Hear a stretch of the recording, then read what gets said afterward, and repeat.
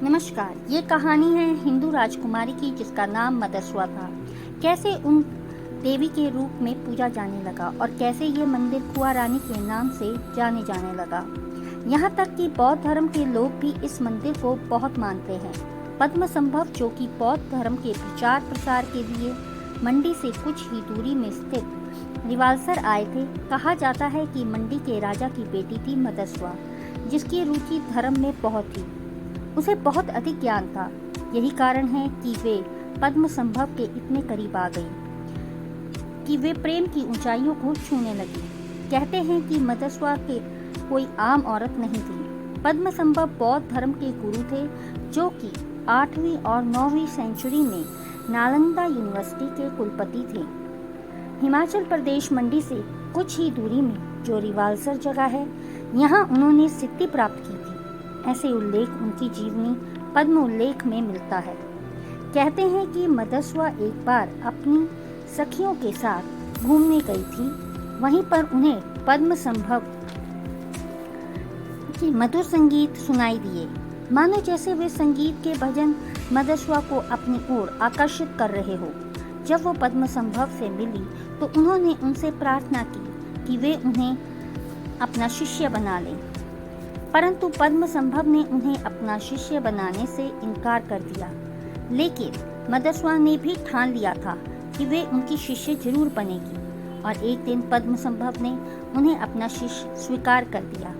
कहते हैं कि सिद्धि के साथ उन्होंने तंत्र मंत्र की भी शिक्षा प्राप्त की। वे कहीं समय एक दूसरे के साथ बिताने लगे, जिससे कि लोगों को लगने लगा कि इनके बीच अपार प्रेम है। यही बात मंडी के राजा के पास पहुंची तो उन्हें बहुत क्रोध आया। उन्होंने सैनिकों को आदेश दिया कि फौरन मदस्वा के लेकर आया जाए। उसके बाद राजा ने उन्हें समझाया, परंतु उन्होंने नहीं माना। तब राजा ने अपने सैनिकों को आदेश दिया कि मदस्वा को गड्ढा खोद के, यानी कि कुआं करके उसमें डाल दिया जाए। मदस्वा को तंत्र विद्या भी आती थी, जिसके कारण वो एक दूसरे से मिलते रहते थे। जब इस बात का पता राजा को चला तो उन्होंने तय किया क्यों ना पद्मसंभव को ही रास्ते से हटा दिया जाए।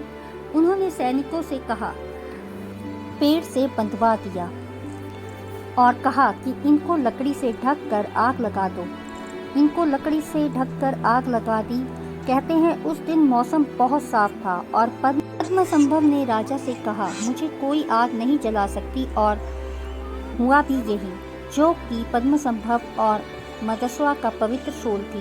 कहते हैं कि जब मदस्वा को इस बात का पता चला तो उन्होंने भी उसी कुएं में अपने प्राण त्याग दिए। लेकिन जैसे कि पद्मसंभव ने कहा था कि मुझे कोई आग नहीं जला सकती, कहते हैं 7 दिन के बाद रिवालसर में लगातार 7 दिन वर्षा होती रही। जहाँ पे पद्मसंभव की राख थी, यानी कि वो जल के भस्म हुए थे, वहाँ पर एक झील बन गई और कमल के फूल के ऊपर पद्मसंभव किशोर अवस्था में उनका पुनर्जन्म हुआ। कहते हैं कि एक व्यक्ति के स्वप्न में महारानी मदस्वा आई और उन्होंने अपने स्थान के बारे में बताया। जब वहाँ खुदाई की गई तब एक शिला से रक्त बहने लगा, जो कि पिंडी के रूप में स्थापित थी। कहते हैं तभी से इस जगह को कुआ रानी का मंदिर कहा जाता है। हर प्यार की अपनी एक अलग परिभाषा होती है, जिसे एक समय में दुनिया ने गलत मतलब का नाम दिया था। आज उसी प्यार को सब पूजा आस्था से देखते हैं। यह मंदिर हिंदू और बौद्ध धर्म की संयुक्त आस्था का प्रमाण है।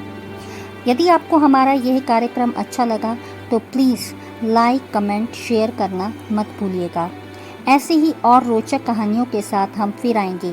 ये कहानी थी हिमाचल प्रदेश में स्थित डिस्ट्रिक्ट मंडी की कुआ रानी टेम्पल की। तो हमारे साथ जुड़े रहिए।